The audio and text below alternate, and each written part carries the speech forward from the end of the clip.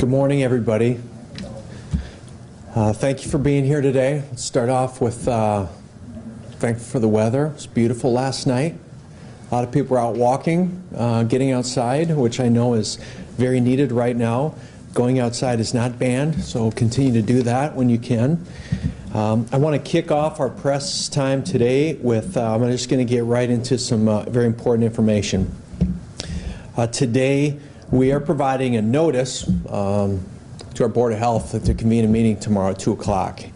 And at that meeting at 2 o'clock, my administration will be bringing forward a recommendation to that board to consider an ordinance that would include the following. We would be limiting gatherings to 10 or less for all the businesses listed in the governor's executive order, all the business categories.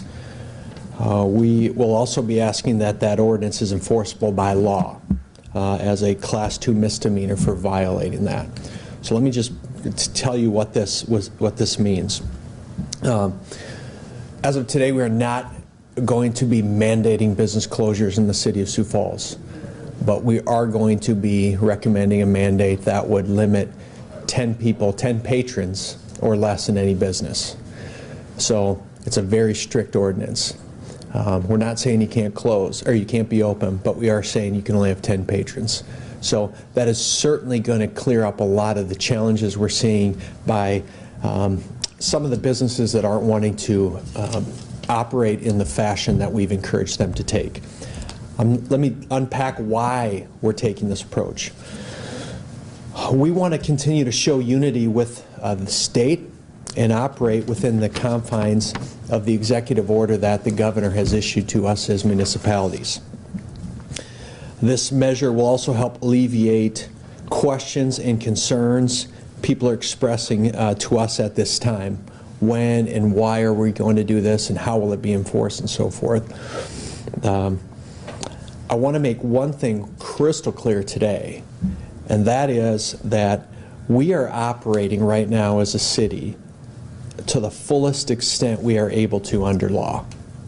We're absolutely operating to the fullest extent under law. We want to do a couple things. We want to operate under that EO that we've been provided with from the governor's office, and we want to comply with that. We want to protect public safety and public health in our city. And third, we want to protect the taxpayers from potential litigation that could be come forward as a result of unwarranted or government overreach, for lack of a better term. And so we continue to operate under the fullest extent that we are able to under law. And so I want to make sure everyone is very, very clear on that. Those businesses that are listed in the GovEO that will have to abide by this ordinance, should it be passed by our Board of Health onto our City Council, who will then be convening at 4 o'clock tomorrow to be encouraged to put this in action, would be bars, restaurants, breweries, cafes, casinos, coffee shops, recreational or athletic facilities, health clubs, or entertainment venues. That is from item 13 of the GovEO, and we are going to be following that. I am having a lot of questions and comments about salons. Salons are not part of this EO. I would just like to specifically call out salons and salon owners, stylists, people who work in salons.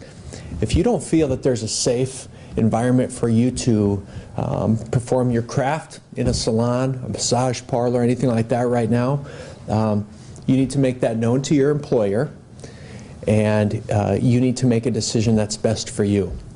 Because your business, most salons don't have, even if we included them in here, don't have 10 or more people at a time typically in those. And so this does not apply to salons, so that's a separate category. Those business owners have to continue to operate with the safety of their employees and their patrons in mind.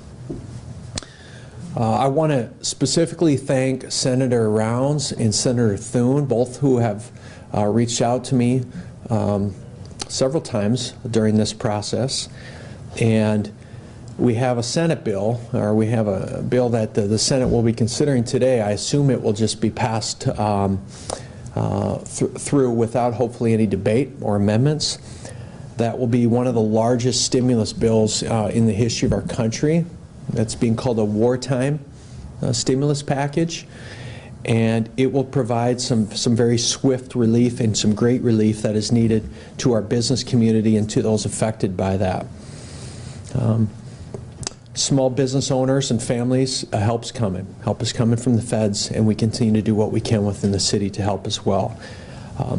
I want to also reinforce that there are jobs out there right now. There are employers. I've never seen Hy-Vee, Walmart running ads on TV saying, we need temporary help right now. We need people. So people who are displaced from their work, finding themselves without a paycheck, there are jobs available. Please, please look at some of those options in addition to this assistance. There's ways to get to work right now as well.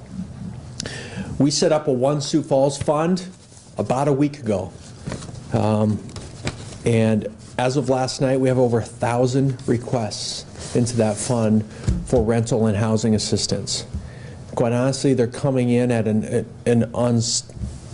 it's an unsustainable rate for the size of that fund right now.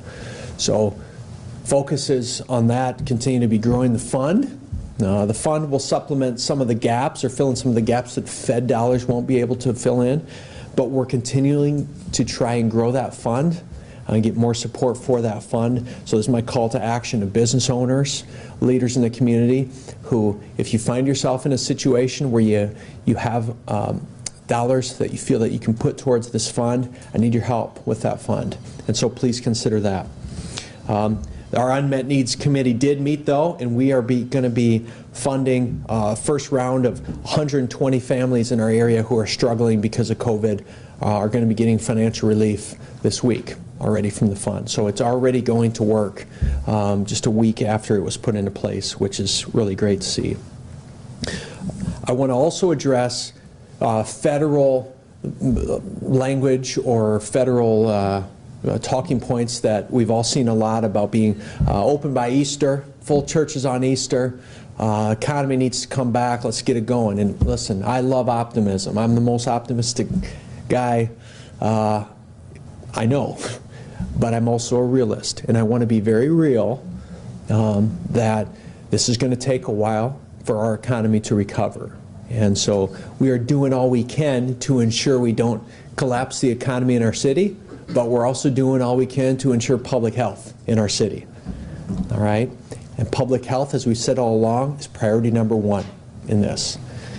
And so I want to be very realistic about open by Easter or 2 weeks back to normal. I'm going to say that's very unlikely. Okay? So you need to, I think, listen to some of your state and local leaders on this who are giving probably a more realistic picture of what we'll be facing in the weeks and months ahead, and that's why providing dollars to the One Sioux Falls Fund, the stimulus dollars from the Fed, so forth, are going to be so important because we're going to need to sustain some support for the next several months for sure. So lastly, for call to action today, I want to talk about self-health.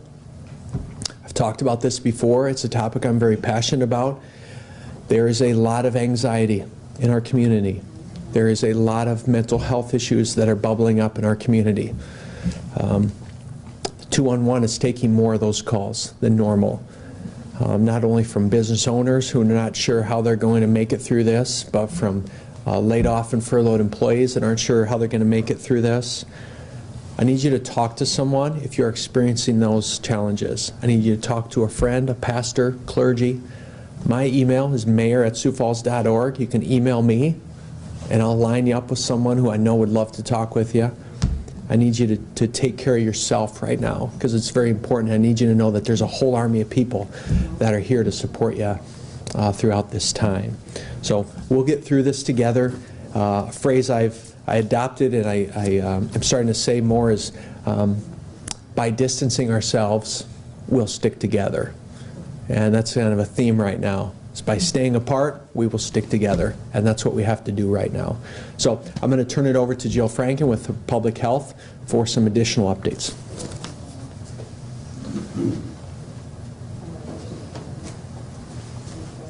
Thanks, Mayor. Yesterday we met with the Board of Health, and we provided them with a situation update as well as some additional information about what we would be considering that could further protect our community, further mitigate the spread of coronavirus, and let them know that we would be pursuing another meeting with them in the very near future. We also then, to follow that, met with the City Council and provided them as well with an informational briefing. Which was really good. It was a great way for us to communicate and get the information out there to our policymakers, both Board of Health from a policy perspective as well as the City Council. As the Mayor indicated, we'll be meeting again with our Board of Health and our City Council tomorrow to further regard. And I gotta just stop for a second and just say our Board of Health is just sometimes real time getting this information. You know, we had alluded to maybe a meeting in the next couple days, but right now I'm telling them, you know, please look at your schedules for tomorrow afternoon because we're going to need a meeting with you. And I really appreciate their ongoing service to our community. They've been just phenomenal over the past couple weeks. But we're going to meet again, and we will consider what we can further do to make sure we mitigate the spread of the virus that causes COVID-19. You know, I want to tell you also that we've been receiving questions about a state option to declare a public health emergency. We understand that the state can declare a state of public health emergency statewide, and we feel that that's something that we would like to hear more about, and we would like to understand at what point would be the triggers for them to declare a public health emergency. Because currently we are operating at the fullest extent we believe we are able to under current state law and executive order. So we hope more will be coming about that. Lastly, I just want to communicate that we are beginning to see some of the initial impacts of this virus in our community.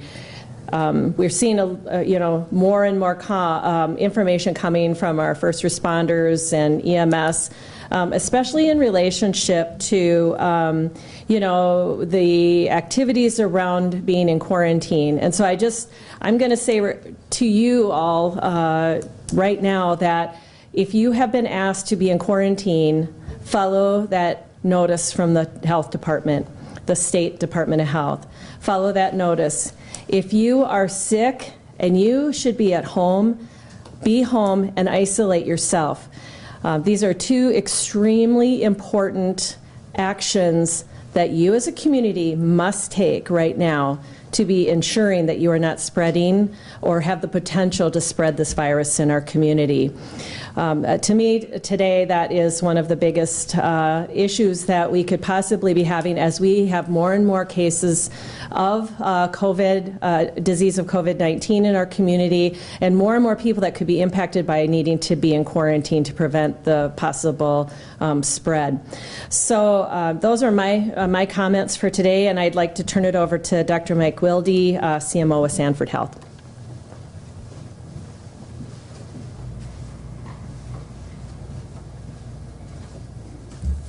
Good morning, and thanks, Jill. Dr. Mike Wilde, Medical Officer for Sioux Falls Sanford Health. At Sanford, we are seeing positive cases of the coronavirus. We are also admitting patients to the hospital needing care, but also needing testing as well. What we've seen in the patients, what I've seen in the patients is they are scared. Their family members are as well. They feel they've done something wrong. And rather amazingly, have been asked, and it really speaks to the passion of the people in this area, but they ask how they can stop the contagiousness from themselves. And so they're really thinking of all of us in the community. And it really gets to, everything that Jill just talked about, and we've been talking about over and over again in regard to hygiene, distancing, et cetera. We're really trying to reduce the odds of transmission. We can't guarantee that things are going to spread. However, by doing those things, having thoughtful moments of hygiene, of hand sanitation, you can really reduce the odds of transmitting a case. We are currently testing at Sanford.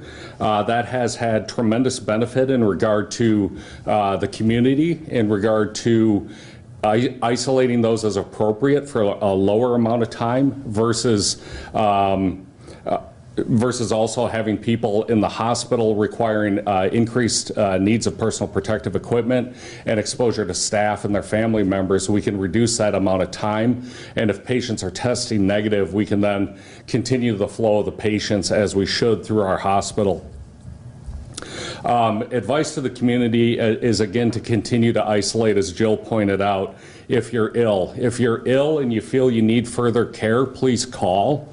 Because through that call, we can direct care, which can protect the community, can protect the healthcare providers as well. So in calling, you may be directed to one of our drive-through testing facility.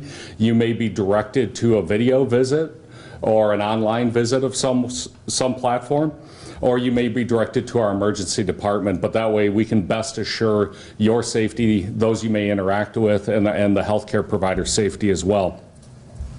As alluded to as well by the mayor, the secondary effects of this illness, there's tremendous stress right now, not only with those affected, with those who are caring for them and their families, but also care workers at the hospital, in addition to those who have been laid off in the community. The normal flow of business is not occurring. We at Sanford do have mental health resources in all of our primary care clinics. We do have mental health therapists. We also have in and outpatient psychiatric and psychology care, and would encourage people strongly to access that. There's no harm in reaching out if you're feeling the need, and certainly through Sanford, through your primary care provider, you can rapidly access mental health resources in this very trying time. Sanford continues to prepare. We are prepared as an organization to provide the response we need to, but every day as that curve continues to flatten, every day that occurs, we continue to be better prepared. We're working tirelessly to provide a good response to this community, and feel we have done so and are continuing and challenged to do that in the future as well. Actively working and appreciate the partnership with Avera, with city, with state and federal resources, and look forward to continuing with those relationships for the betterment of this community. With that, I'm going to turn it over to my colleague at Avera, Dr. Mike Elliott.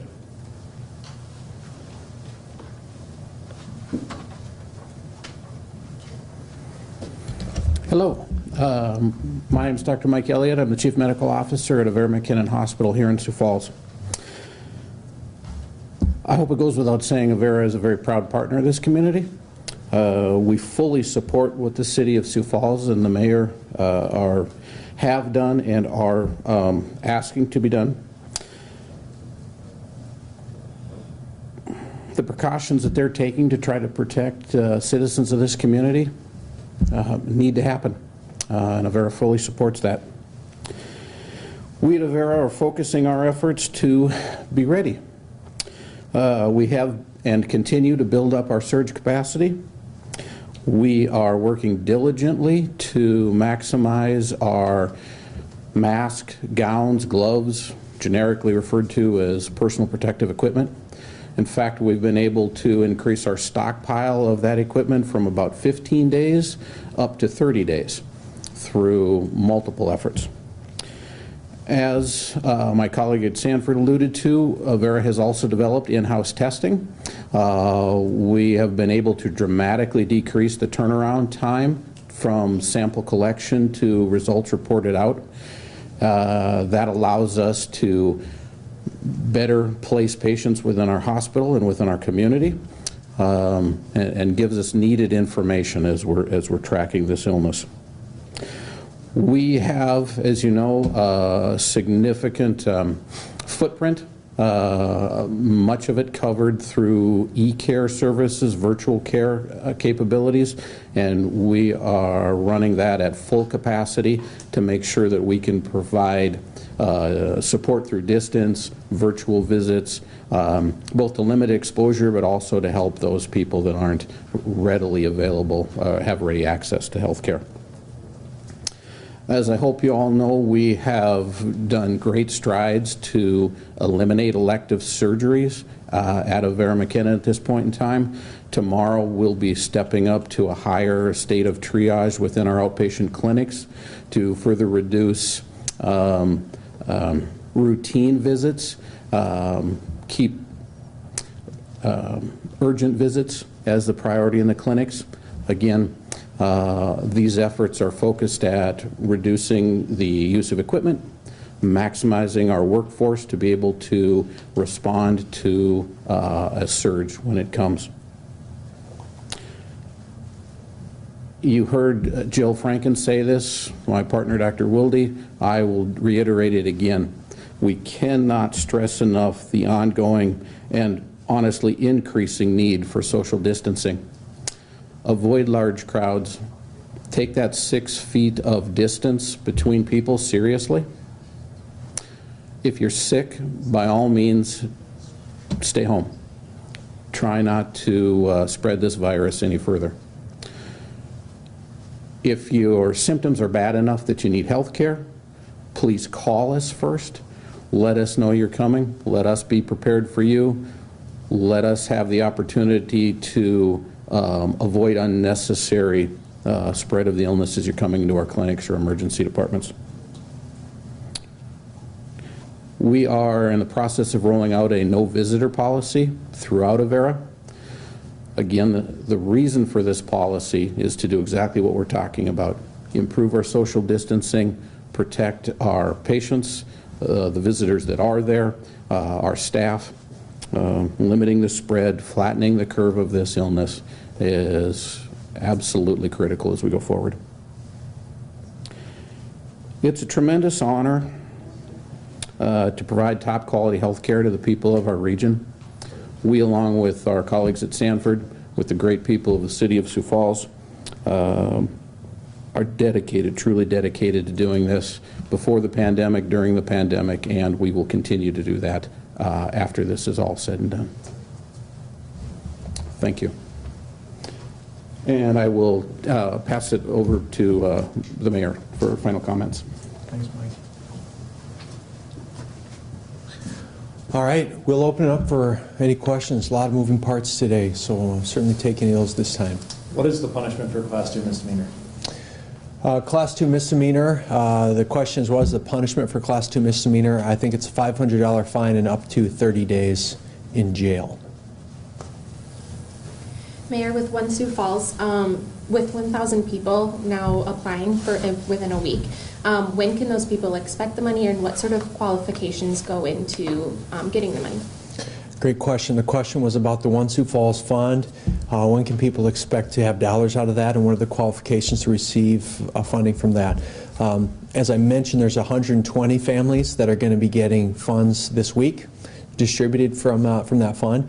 There's what's called an Unmet Needs Committee that meets and reviews all those and kind of prioritizes them based on the need, based on the story, based on the likeliness of eviction. That's our number one goal with that fund, is to keep people in housing, okay?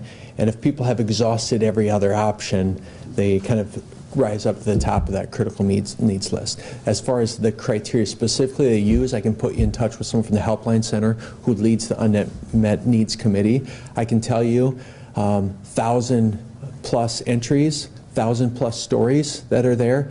It wrecks you. There are some tough situations out there, and we want to help everyone. I'm very thankful for the Fed relief package, which hopefully is providing some security to people today and some level of relief that they know there's support coming from the federal level. Have you received confirmation as to whether community spread does exist within the city? There will be a press conference that the governor will be having in an hour with more information on that. It's very likely that that has occurred, but we can't confirm that. So at 11:30, I think the governor and the State Department of Health will be able to provide definitive answers on that. And the question, I'm sorry to read back, was, has there been confirmed community spread in the city of Sioux Falls? I'm sorry, you may have already said it. Did you give an estimate as to how much has been accrued in the One Sioux Falls Fund? We're at about $1.2 million. There's a big response out of the gate. I'll be honest, it's flatlined a little bit because there is a little bit of trepidation and uncertainty in the economy overall. So businesses are saying, hey, before I give to this fund, I got to make sure I can take care of my own employees. And that's a very laudable and probably the right thing to do. So that's why I'll just continue to beat the drum and say, if you find yourself in a financial situation where you can't support the fund and you're wondering, how can I help, where can I give? That fund, a lot of nonprofits are great too. I'm going to continue to funnel people to that one. So your ordinance that you're putting into effect, does that, or requesting put into effect, does that affect daycares, children care, anything like that? So the question was, does the ordinance that we're asking our Board of Health to consider and then take to our council, does that include daycares, child care places, so forth? It does not. It does not preclude those from operating. It does not preclude health care, cafeterias from operating, places like that. So there are a list of what the exclusions would look like. Primarily it's your restaurants, bars, cafes, video lottery, casinos, places like that, entertainment venues, recreational facilities. Great. Any other questions?